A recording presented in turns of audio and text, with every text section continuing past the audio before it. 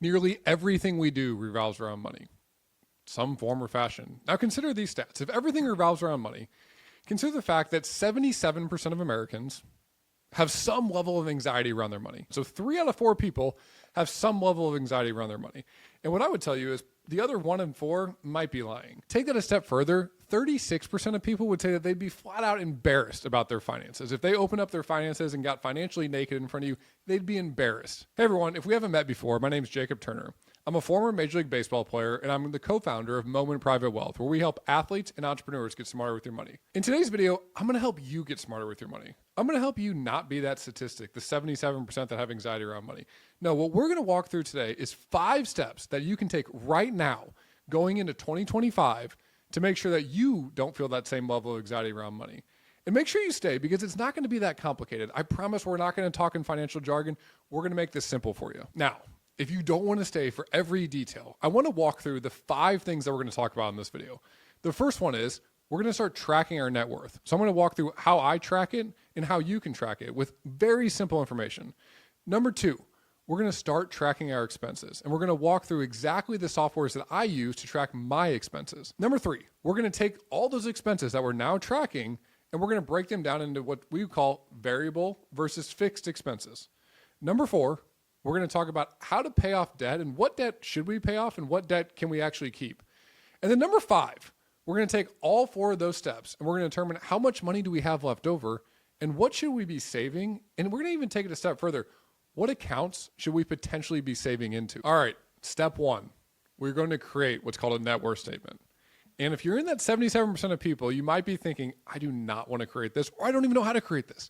I'm going to make it really simple for you. I'm going to walk right alongside you and we're going to do it together. The reason why this is important is if we don't know what we have today, we're not going to know where we're trying to go in the future. So step 1 is we're going to have to write down everything we have, all the assets on one side and all the debt we have on the other. So what you guys are looking at right here is this is an Excel document. Very simple. You can do it. On one side at the top, we have all of our taxable assets. So I want you guys to think about taxable assets like our checking account, our savings account, any sort of investment account that we have that's outside of retirement accounts. This is not a 401k. This is not an IRA. This is not an HSA.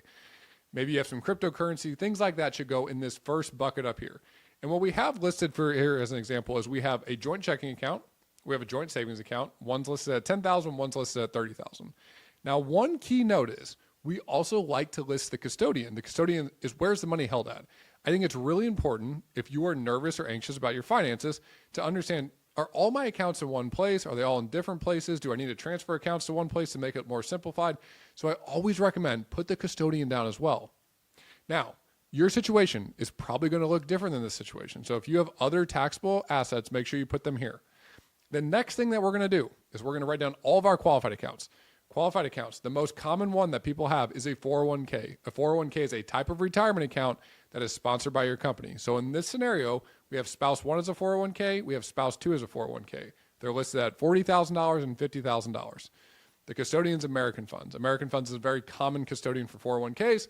The next thing that we have listed is spouse 2 also has an IRA. An IRA stands for an individual retirement account.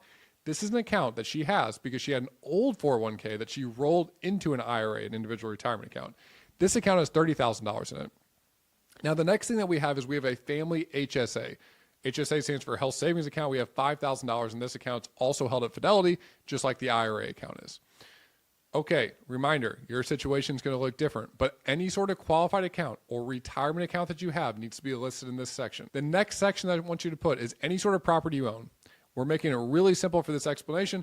The only thing that this example owns is they have a primary home at $100,000. Now, if you have other houses, other investment properties, make sure you put that in the property section. And if you have any sort of other assets that you want to be listed that are high value things, whether this is art, collectibles, things of that nature, you can make another section that says other and list all those items there. Now, on the right-hand side, what we're going to put is all the debt we have. So in this scenario, we're making it really simple. The only thing that we have is a mortgage listed at $25,000. Now, chances are you might have other debt. This could be credit card debt. This could be mortgage. This could be student loans. Anything that you owe somebody money on should be listed on the right-hand side of this column. This is how we create the net worth statement. We have our assets listed on one side. We have our debt listed on the other side. And what you can see at the bottom is we have $265,000 worth of assets, and we are subtracting out the $25,000 worth of debt we have to give us a total net worth of $240,000. Now, if you do this, do not get discouraged. This is just step one. Step one is we want to get better with our finances. So in order to do that, we have to write down everything we have. Okay? There's no right or wrong here. The key is make sure you list everything that you have, assets and debt. Now on to step two. All right, if you thought step one was painful, you might think step two is even more painful. But what we are going to do is we are going to start tracking our expenses. I work specifically with athletes and entrepreneurs, but I see time and time again, whether you're an athlete, whether you're an entrepreneur, whether you're a hardworking employee, whether you're a retiree, this part is often missed. Nobody knows what they're spending. In fact, what I would say is on average, what I see is people are spending 20 to even 40% more than what they think they're spending. And the reason for it isn't because they are lying about it or being untruthful about it. No, it's just we've never really written it down. We've never really tracked our spending. And I think a lot of people have this misconception. Well, if I track my spending, does that mean I'm going to have to spend less money? And what I would tell you is no. In fact, I would argue that if you track your spending and you start to budget some of your money, you can actually spend more money. But the one thing that I do guarantee will happen is you will have less anxiety around that money when you're actually spending it. So here's what I recommend for tracking expenses. I use a company called Monarch Money. You can see right here, Monarch Money's homepage.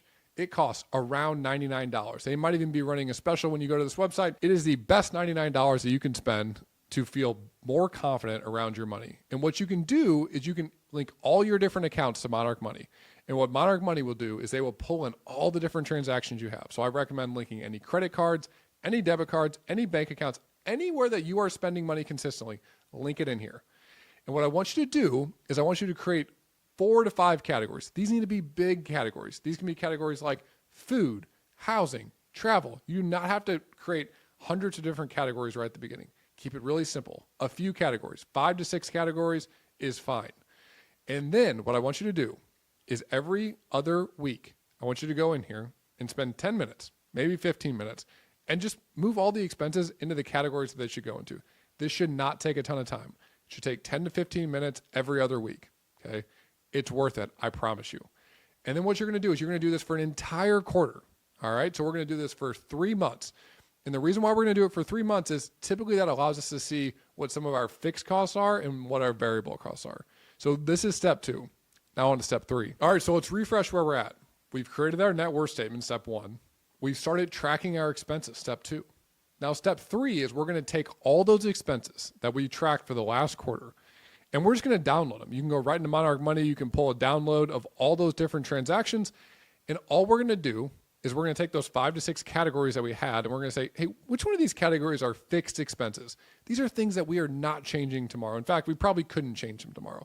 The biggest one that I think of that's a fixed expense is going to be housing costs. It's a fixed expense. We can't just move out of the place we're in today, tomorrow, right? Now, there's going to be other expenses in there that we're going to call variable expenses. These are things that certainly we want to do, or maybe we even need to do, but we could spend more or less money on Monday than we did on Tuesday, okay? And I'll give you an example. Let's say a variable expense we have is food. Now, everybody needs to eat, so yes, you are going to spend some money on food. But that does not mean that you need to go out to a steakhouse every single night and eat.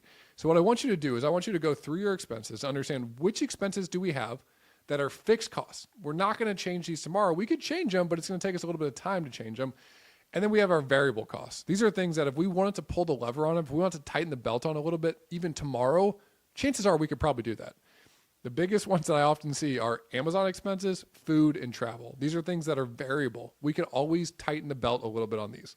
The fixed costs are going to be things like, this might be our car payment that we have, this might be our housing costs. We could certainly change it, and we might want to change it in the future, but we're not going to change it tomorrow. Because remember, we want to start out slow with this. So step 3, pull a download of all the transaction you have and categorize how much per month are we spending in fixed costs and how much per month are we spending in variable costs. All right, if you've been following me for any period in time, you know I kind of have this deep down love for Dave Ramsey. In fact, I took Dave Ramsey's Financial Peace at 18 years old, and I would recommend it to anybody that has anxiety around money. Even if you don't agree with everything Dave Ramsey says, it will help you, I promise. One thing he says that I 100% agree with is that you should pay off most debt. Now, Dave Ramsey would tell you to pay off all debt, including your mortgage. What I'm going to tell you, step 4, we are going to go back to our net worth statement that we did in step 1, and we're going to take a look at all the line items that we have listed on the right-hand section in our debt section. And we are going to categorize them as good debt or bad debt. Now you might be thinking, oh man, is this going to take me a long time? It's not. 99% of people, there's only one type of debt that you can have that I would be okay with having as a financial planner, and that is mortgage or debt on an investment property. Any debt on an appreciating asset, I think we just need to evaluate it. Some people want to pay it off, some people don't. If you can keep it and you want to keep it, okay, fine. Any debt that you have that's on a depreciating asset or there's no value tied to that debt, we want to pay that off. The most common three things I see: credit card debt, student loan debt, car debt. We want to pay those things off. So what I want you to do is go back to our net worth statement. Take a look at our net worth statement. Look at the right-hand side. Look at the debt. Just list it out. What's good debt and what's bad debt? Chances are the only good debt you have is the mortgage on your primary residence or the mortgage on maybe an investment property. If the asset that is backing the debt has a chance to go up in value, I'd be okay with exploring, should we keep it or should we not? If the asset that we have is going down in value or it's depreciating, we want to pay off that debt. And what I want you to do is I want you to do the Dave Ramsey debt snowball. All a debt snowball is we're going to take the lowest debt we have first and pay that off first. And the reason why we're going to do that is this: we want to start creating momentum. If you have a $100 credit card bill, it creates a lot of momentum to be able to pay that off right away, as opposed to if you have $1 million mortgage, you're not paying that off tomorrow. We want to start with the smallest one and work our way up to the biggest one. That's step 4. Now on to step 5. All right, so let's recap where we're at. We've created a net worth statement. We've tracked our expenses. We've put our expenses in 2 buckets, fixed and variable. We've paid off, or we're working to pay off any bad debt that we have.